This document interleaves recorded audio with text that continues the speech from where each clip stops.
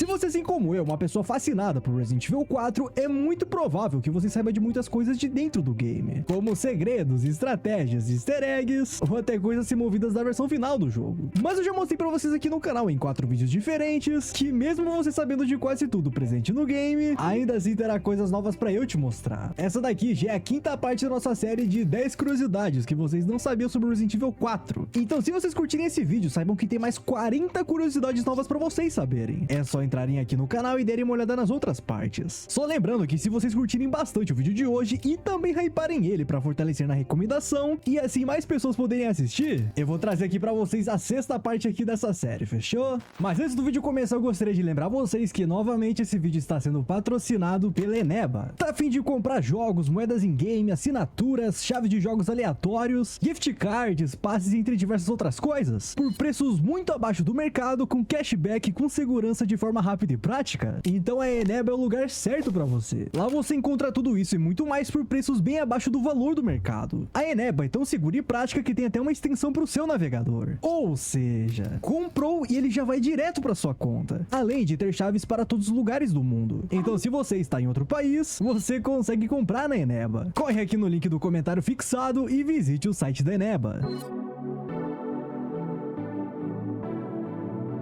Já está virando costume aqui no canal eu começar os episódios dessa série comentando sobre alguma cena do jogo que foi inspirada em um filme ou série. Então, como de costume, bora começar esse vídeo comentando sobre mais uma dessas cenas. Se liga! Vocês sabiam que aquela fase da cabana em Resident Evil 4 clássico foi inspirada, ou melhor, faz uma homenagem direta ao filme A Noite dos Mortos-Vivos de 1968? Então, não é novidade que o Shinji Mikami se inspirou em diversos filmes, animes e séries para criar muitos dos elementos de Resident Evil 4. E a parte da cabana é uma das mais claras nesse sentido. Quando o Leon chega na cabana, ele já encontra o Luiz lá dentro, que tinha fechado as janelas com tábuas para se proteger dos ganados. E você ainda pode reforçar tudo usando estantes e móveis para bloquear as entradas. A gameplay inteira dessa parte se resume a sobreviver dentro da cabana enquanto dezenas de inimigos tentam invadir pelas janelas e portas, com cada vez mais ganados cercando o local. E é exatamente isso que acontece no filme A Noite dos Mortos-Vivos de 1968. Pessoas presas dentro de uma cabana isolada no meio do nada, tentando se proteger enquanto uma horda de inimigos tenta invadir o tempo todo. Essa é basicamente a base do filme. A Capcom deixou essa homenagem, pois esse filme é muito mais importante do que as pessoas imaginam. Esse filme, pra quem não sabe, foi o marco zero do zumbi moderno. Basicamente o grande pilar por trás dos zumbis. Foi ele que criou o conceito que a gente conhece hoje. Zumbis em hordas, cercando casas, destruindo barreiras, se multiplicando, causando colapso na sociedade, entre diversos outros fatores que a gente conhece. Sem esse filme não existiriam Resident Evil, The Walking Dead, Invasão Zumbi, Extermínio, World War Z, Zumbilândia,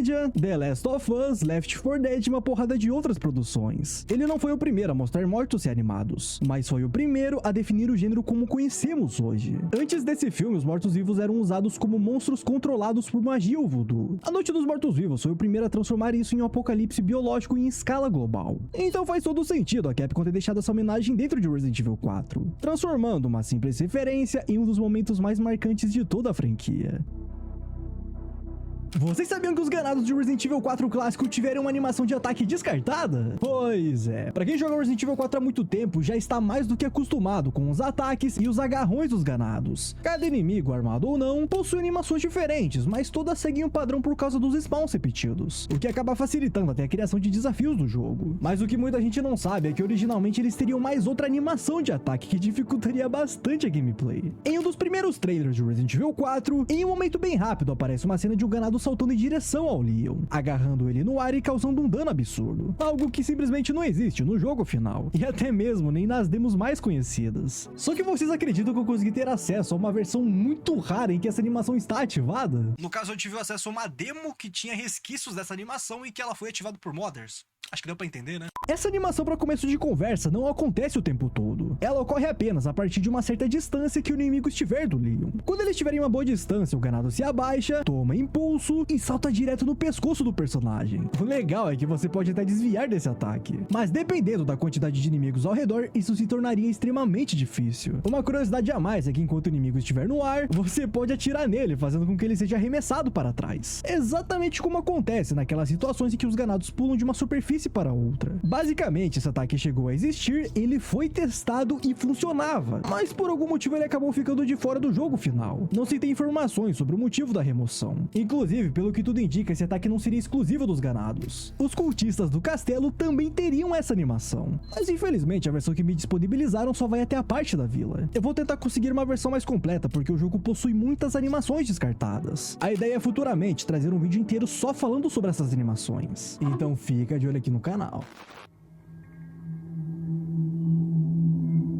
Falando sobre os ganados de Resident Evil 4, vocês sabem que por conta de limitações dos consoles, os ganados do jogo acabaram sendo utilizados de forma duplicada, correto? No game existem 5 tipos de ganados. 2 deles são iguais, porém com nomes diferentes, e 3 deles têm skin variáveis. O primeiro é Dom José, que é a skin padrão do primeiro ganado que enfrentamos no jogo. O segundo é o Dom Diego, que teve sua skin reutilizada posteriormente para criar o Dr. Salvador. O terceiro é o Dom Esteban, que muita gente chama por outros nomes aí na internet. O quarto é o Dom Manuel, que ficou famoso por ser o ganado que roubou a jaqueta do Leon. E o quinto é o Dom Pedro, que é o primeiro inimigo do jogo a aparecer com a plaga exposta. Esses são os ganados padrões que aparecem repetidamente durante a campanha. Mas o que muita gente não sabe é que tem uma skin de ganado extremamente rara de se encontrar no jogo. E quando eu digo que é rara, é porque ela é rara mesmo. Mas antes de falar dela, eu vou citar outras skins que já são consideradas pouco comuns, como os ganados de touca, os ganados de chapéu e os ganados de boina. E agora veio o detalhe insano. Existe um complemento dessas skins, que só aparece em 2 momentos fixos do jogo, que é o ganado de óculos do Resident Evil 4. Sim, ele realmente existe. E você provavelmente já viu, mas não prestou atenção. A primeira vez que esse ganado aparece é lá na parte da represa, no capítulo 2.1. Depois que o Leon move as comportas para conter a água, ele atravessa algumas plataformas, e com isso alguns ganados saem da caverna em direção a ele. E um desses ganados é exatamente o ganado de óculos. Aqui nessa parte ele aparece com um gorro e um óculos, sendo esse um spawn fixo dele. E o segundo momento fixo em que ele aparece é lá no Separate Ways. Logo no início da campanha, ainda na vila, surge mais um ganado de óculos, só que desta vez ele aparece usando uma boina e um óculos, novamente com um spawn fixo. Esses dois são os únicos casos conhecidos em que essa skin aparece de forma garantida no jogo. Fora isso, existem chances extremamente raras dessa variação aparecer durante a gameplay normal, mas é algo quase impossível de se ver naturalmente. Até hoje, ninguém sabe ao certo por que a Capcom colocou exatamente essas variações ali, ou o motivo delas existirem e serem extremamente raras. Depois de saber disso, eu duvido você jogar Resident Evil 4 de novo e não ficar procurando esses ganados de óculos. E se você achar outro, comenta aqui embaixo ou tira print ou foto da tela e envia lá no meu servidor do Discord. Se você acabar encontrando, eu coloco você em algum vídeo aqui do canal, fechou?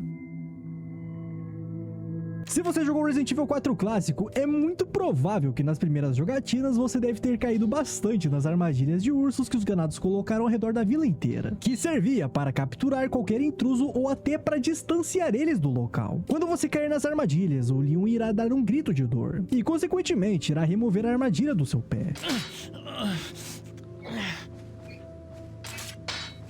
Mas você sabia que todos os personagens do modo Mercenários têm faixas de áudios de dor distintas ao cair nessa armadilha? É, galera, por incrível que pareça, isso realmente é verdade. Se você já jogou o modo Mercenários, você sabe que não existem armadilhas nos mapas. Mas mesmo assim, a Capcom, como era totalmente obcecada por detalhes, resolveu gravar falas de dor exclusivas para cada personagem, mesmo esse item não estando presente na versão final do modo. Se você usar um trainer e spawnar esses personagens na campanha principal, você vai conseguir ouvir todas essas faixas de áudio. Se liga aí. Quando a Ada cai, ela solta esse grito. O Krauser reage desse jeito. O Wesker entra em completo desespero. E o Hank parece que tá morrendo.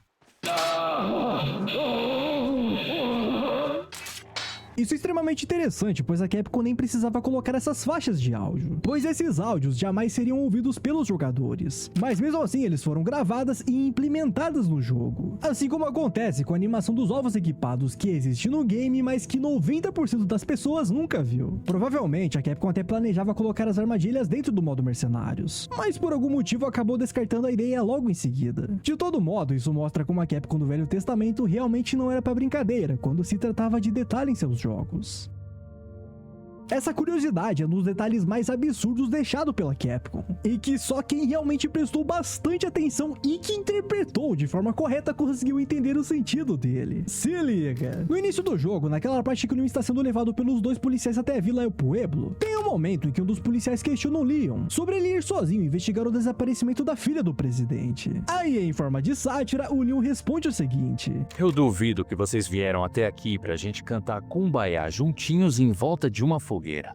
Pensando bem, foi que vocês vieram. Essa fala pode parecer sem sentido, ou talvez só uma piada colocada para complementar a cutscene, mas na verdade ela é muito mais profunda do que se aparece à primeira vista. Kumbaya, pra quem não sabe, é uma canção afro-americana do início do século XX, chamada Kumbaya, My Lord. O nome vem de uma frase do dialeto Gula. Kumbaya era um pedido de ajuda, quase que um clamor desesperado. Pessoas cantavam isso, pedindo que Deus viesse ali e trouxesse conforto em momentos de dor, sofrimento, injustiça, medo e perigo. Era uma música espiritual, usada especialmente em situações difíceis para buscar por proteção. Existe uma história enorme por trás dessa música, mas eu não vou me aprofundar nela aqui. O que importa é que essa canção ficou extremamente famosa em rodas de fogueira, sempre acompanhada por violão, que em muitos países da Europa é tocado justamente com violão espanhol. Então basicamente a imagem clássica dessa música seria pessoas sentadas em volta de uma fogueira tocando violão espanhol e cantando Venha cá, meu senhor. Agora olha a genialidade disso colocado em Resident Evil 4. Quando você traz essa referência para a cena do Resident Evil 4, tudo se encaixa. O senhor seria o Sadler. O violão espanhol já estaria tocando na própria cena. A trilha sonora que toca no começo do jogo. A fogueira seria a Vila El Pueblo e o destino inevitável de um dos policiais que seria queimado na fogueira. Ou seja, o Leon cita em tom de piada uma música que fala sobre perigo e sobre pedir que o senhor venha ajudar. E todos os elementos simbólicos dessa canção, a fogueira, o violão e a busca por proteção, aparecem no jogo de forma invertida e macabra, antecipando o que iria acontecer na vila. Em vez de um senhor bondoso ou algum tipo de deus vindo ajudar, o que ele encontra é Sadler. Em vez de uma comunidade buscando consolo, ele encontra uma vila escravizada internamente. E em vez de uma fogueira de união, ele encontra uma fogueira de execução. Tudo isso transforma a fala do Leon em uma ironia cruel, uma referência colocada pelos desenvolvedores em forma de piada, mas que se encaixa perfeitamente com o tom sombrio da história. Não é apenas uma piada, é um símbolo de expressão cultural antiga, usado como forma religiosa de pedir proteção, que no jogo representa todo o sofrimento daquele povo nas mãos do Sadler. Olha só que história interessante.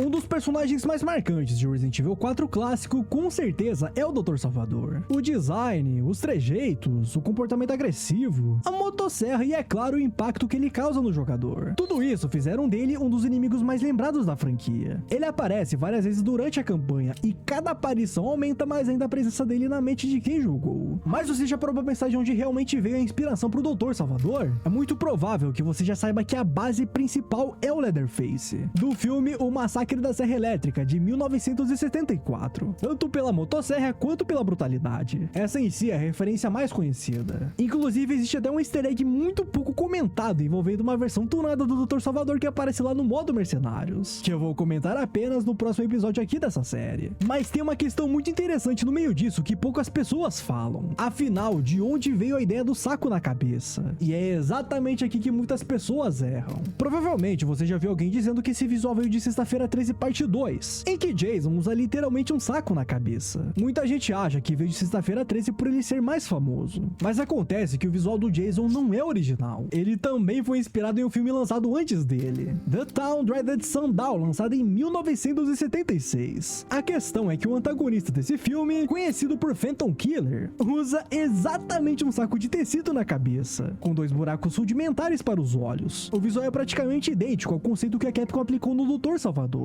E pra reforçar ainda mais isso, o Sexta-feira 13 parte 2 foi lançado em 1981. E de fato, o visual do Jason foi inspirado no Phantom Killer, que apareceu em 1976. Ou seja, Sexta-feira 13 não criou o visual, ele copiou. Então faz todo sentido que a Capcom tenha buscado referência justamente na fonte original, e não na cópia. E quando você junta tudo isso com o Leatherface, o visual do Phantom Killer, a brutalidade dos slashers dos anos 70 e 80, você chega no Dr. Salvador animador que conhecemos hoje. Um design simples, mas assustador justamente por isso. Um saco de pano, 2 buracos improvisados, uma serra elétrica e a sensação de que você está sendo caçado por algo que não sente dor, não pensa e só vem pra cima querendo te destroçar brutalmente. Isso transforma o Dr. Salvador em um dos inimigos mais icônicos não apenas da franquia Resident Evil, mas sim de toda a história do mundo dos videogames.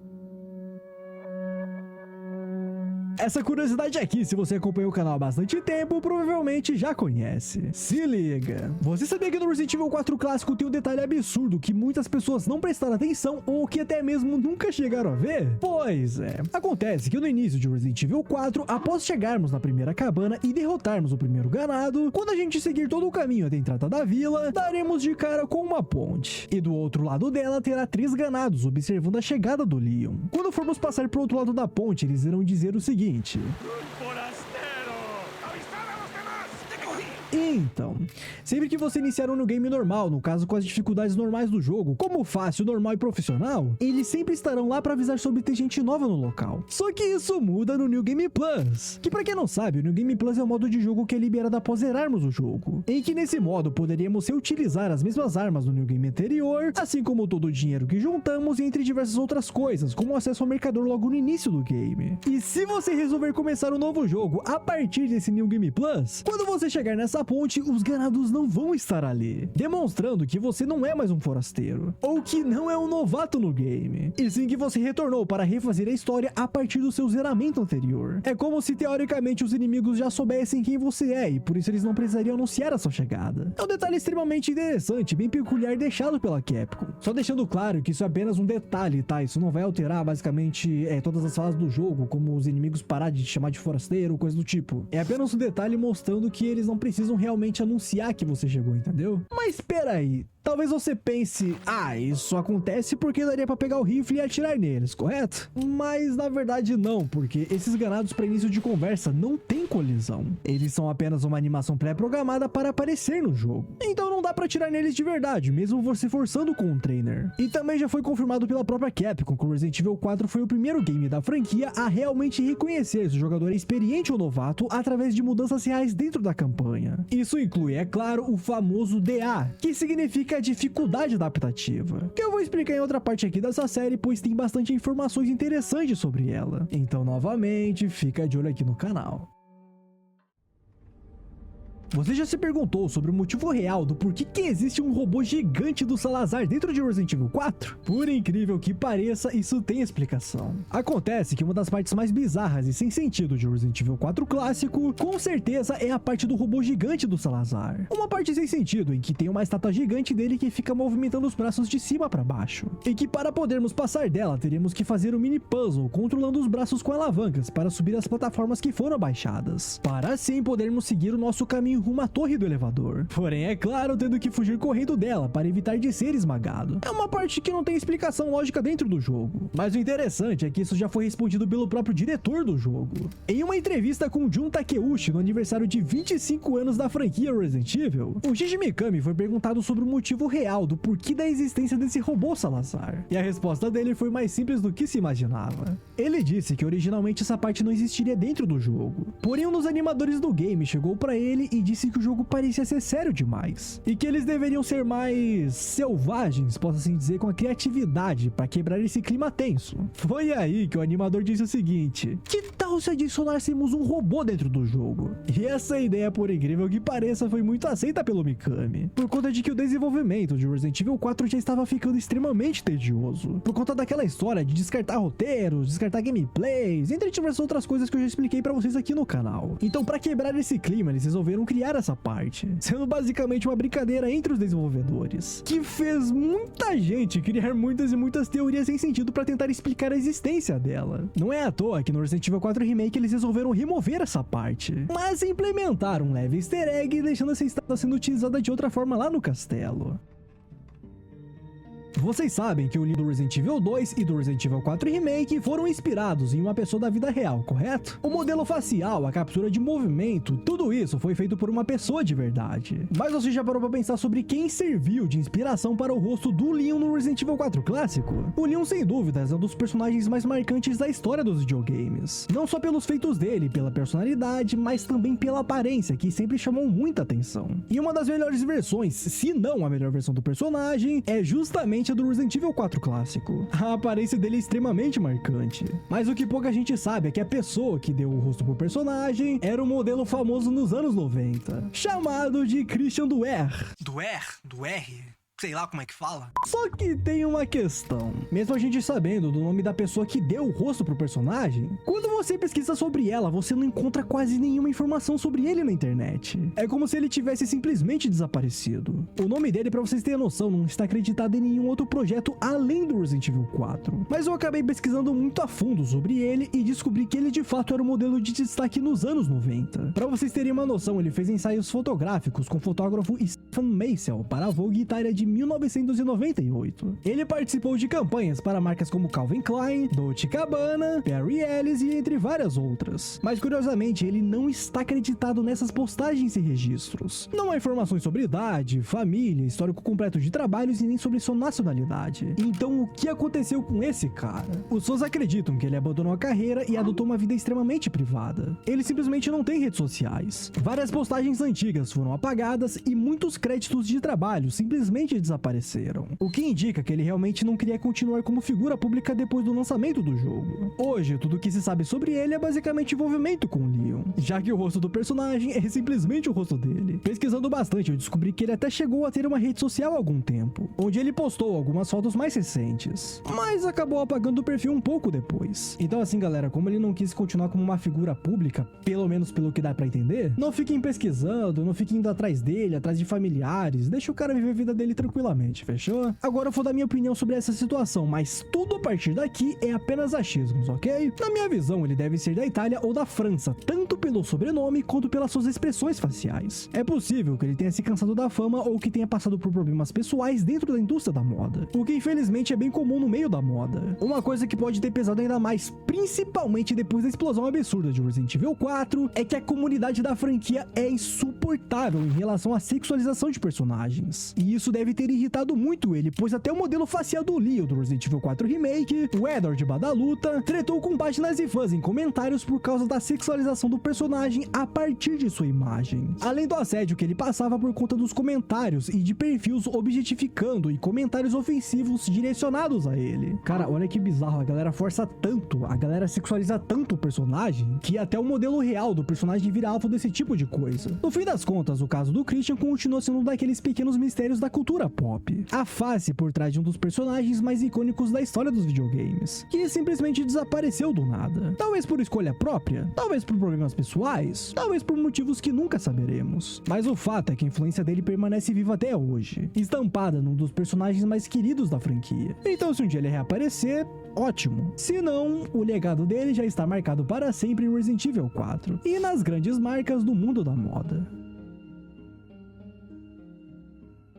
Essa última curiosidade vai explodir a mente de muita gente que não acompanha tanto o cenário de filmes antigos. Então se liga nessa. Vocês sabem que a história de Resident Evil 4 se baseia no Leon indo investigar o desaparecimento da Ashley em uma pequena vila isolada da Espanha, correto? Lá ele encontra um culto de uma religião pagã, onde os habitantes do local são controlados e atacam qualquer pessoa que se aproxime. A partir disso, ele descobre que o Lord Sadler é quem comanda tudo isso. E foi ele quem mandou sequestrar a filha do presidente, buscando o controle mundial. Essa é basicamente a linha principal da história do jogo. Claro que existem muitas coisas no meio disso, mas essa é a base principal da trama. E agora que vem a parte insana. Vocês sabiam que essa história é muito provavelmente a junção de trama de dois filmes bem antigos? Essa ideia do agente, o policial que vai até um local isolado investigar o sumiço de uma garota e acaba descobrindo o culto de uma religião pagã, vem diretamente do filme The Wicker Man, de 1973. As histórias são absurdamente parecidas. E tem até cenas do Resident Evil 4 que parecem parece ter saído diretamente desse filme. Isso reforça muito que essa foi uma das principais inspirações. Já o complemento visual e toda a base do início do jogo, com aquela vila decadente parada no tempo, vem muito provavelmente do filme Dagon de 2001. Só que esse filme, por sua vez, também é baseado em outra obra, A Sombra sobre Innsmouth, de H.P. Lovecraft, de 1936. Esse filme Dagon influenciou diretamente a atmosfera do jogo, a sensação de isolamento e principalmente a base dos ganados da vila. Até a forma de se portar e de se comunicar deles é extremamente parecida com a do filme. Se liga aí.